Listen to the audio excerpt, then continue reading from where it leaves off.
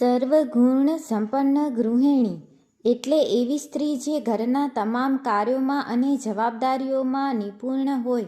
પરંપરાગત અને સામાજિક દૃષ્ટિકોણથી એક આદર્શ ગૃહિણીમાં નીચે મુજબના ગુણો હોવા જરૂરી માનવામાં આવે છે.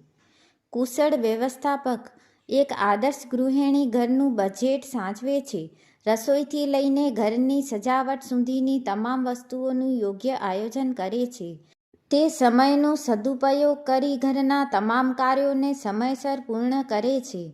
સંસ્કાર અને શિક્ષણનું સિંચન. બાળકોને ઉછેરવામાં તે માત્ર શારીરિક કાળજી જ નથી રાખતી, પરંતુ તેમને યોગ્ય સંસ્કારો, નૈતિક મૂલ્ય અને શિક્ષણ મળે તેનું પણ ધ્યાન રાખે છે. તે ઘરના વાતાવરણને સકારાત્મક અને સંસ્કારી બનાવે છે. સંબંધોમાં સંતુલન. પરિવારના તમામ સભ્યો સાથે પ્રેમ, આદર અને સમજણથી રહેવું.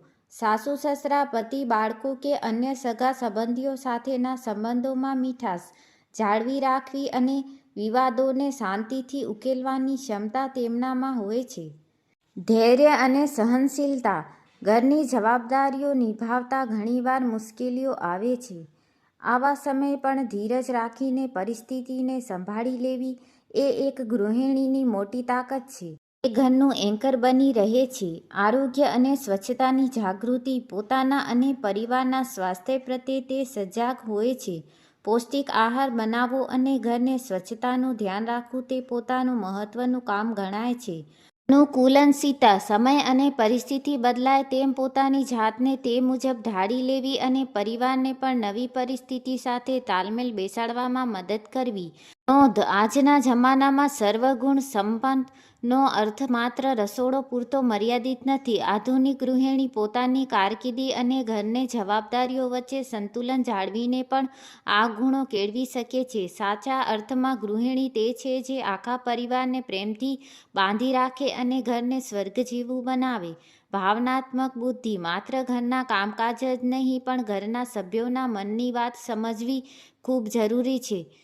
સંવેદનશીલતા. કોણ ક્યારે દુઃખી છે કે કોને અત્યારે ટેકાની જરૂર છે તે બોલ્યા વગર સમજી લેવું. શાંતિદૂત. ઘરના સભ્યો વચ્ચે જો કોઈ મતભેદ થાય તો તેને વધવા ન દેતા શાંતિથી ઉકેલ લાવવા. આર્થિક સમજદારી. ઘર ચલાવવામાં આર્થિક આયોજનનું ખૂબ મહત્વ છે. બચત. આવકનું યોગ્ય આયોજન કરવું અને જરૂરિયાત અને ઇચ્છાઓ વચ્ચેનો તફાવત સમજીને ખર્ચ કરવો. સંકટ સમયની સાથી. મુશ્કેલ સમય માટે થોડી બચત રાખવી એ ગૃહિણીની દૂરદર્શિતા દર્શાવે છે. સતત શીખવાની વૃત્તિ. ગૃહિણી એટલે સ્થગિત નહીં પણ સતત વિકસિત વ્યક્તિ. નવું શીખવું.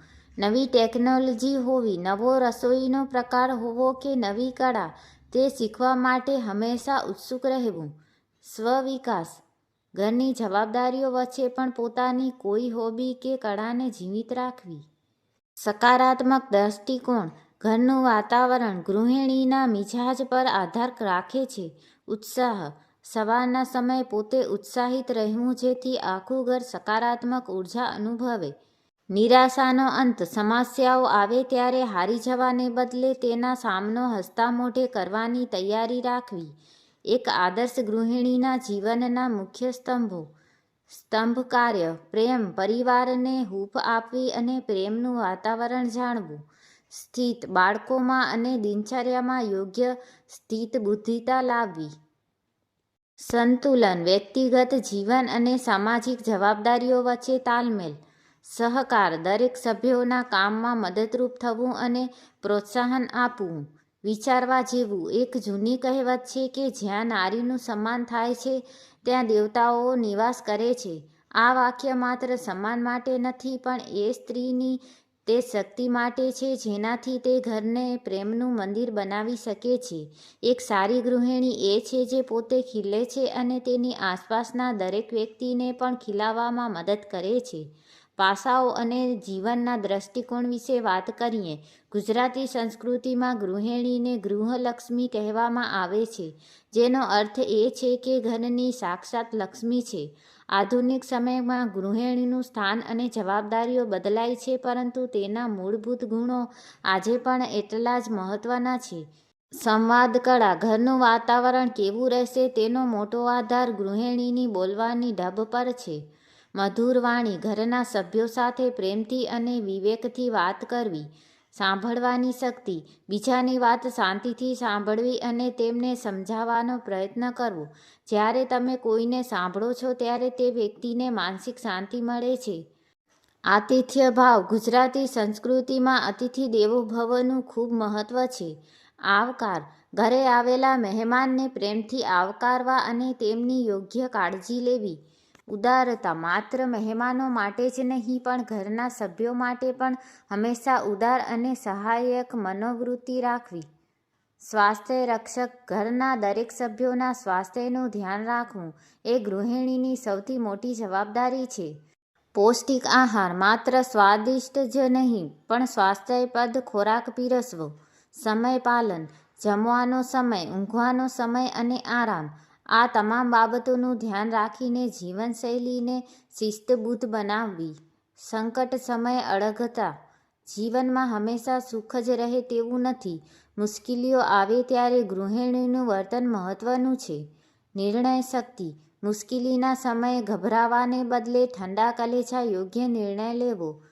પ્રેરણા, પતિ, બાળકો કે સાસુ સસરા જ્યારે હિંમત હારી જાય ત્યારે તેમને મજબૂત ટેકો આપવો. આદર્શ ગૃહિણીના દૈનિક જીવનના સૂત્રો. ક્ષમા, નાની નાની વાતોમાં મન દુઃખ રાખવાને બદલે ક્ષમા આપતા શીખવું. સંતોષ, જે પણ છે તેમાં આનંદ શોધવો. સંતોષ એ સુખી જીવનની ચાવી છે. સજાવટ, ઘરને હંમેશા વ્યવસ્થિત અને સુંદર રાખવું. આ માત્ર સાફ સફાઈ નથી પણ ઘરની પોઝિટિવિટી એનર્જી જાળવવી છે. એક સુંદર વિચાર, ઘર એ ઈંટો અને પથ્થરોથી બને છે પણ ઘરને ઘર બનાવવાનું કામ તો ગૃહિણીના પ્રેમ અને સમર્પણથી થાય છે. એક ગૃહિણી જ્યારે ખુશ હોય છે ત્યારે આખો પરિવાર ખુશ રહે છે. તેથી દરેક ગૃહિણી પોતાના માટે પણ થોડો સમય કાઢવો જોઈએ અને પોતાની માનસિક શાંતિ જાળવવી જોઈએ. સંયમ અને ગંભીરતા, ઘરની અંદર ઘણી પરિસ્થિતિઓ એવી આવે છે જેમાં ઉતાવળિયો નિર્ણય નુકસાન કરી શકે છે. વિવેક બુદ્ધિ, કોઈ પણ વાત પર તરત જ પ્રતિક્રિયા આપવાને બદલે પરિસ્થિતિને સમજવી અને યોગ્ય સમયે બોલવું. ગોપનીયતા, ઘરની અંગત વાતો કે સમસ્યાઓને ઘરની બહાર ન જવા દેવી. આ વિશ્વાસનું પ્રતીક છે. સકારાત્મક દૃષ્ટિકોણ, ગૃહિણી ઘરના વાતાવરણની ટેમ્પરેચર સેટર છે. નિરાશામાં આશા, મુશ્કેલ સમયમાં પણ આ સમય પર પસાર થઈ જશે એવી હકારાત્મકતા પરિવારમાં ફેલાવવી. પ્રશંસા, પરિવારના સભ્યોના નાના નાના કામની પણ પ્રશંસા કરવી. પ્રશંસા માણસને વધુ સારું કામ કરવાની પ્રેરણા આપે છે.